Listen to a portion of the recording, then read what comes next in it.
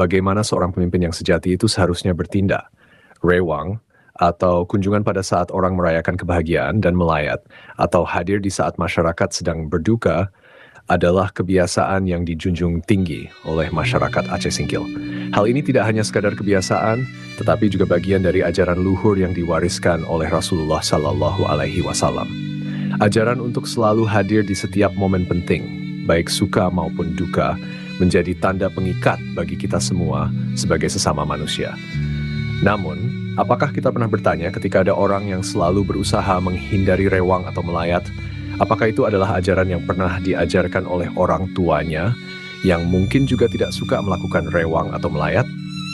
Mungkin ini adalah pertanyaan yang sering terlupakan, tetapi justru di sini kita mulai melihat karakter sejati seseorang. Apakah orang yang menghindari rewang atau melayat dapat dikategorikan sebagai orang yang sombong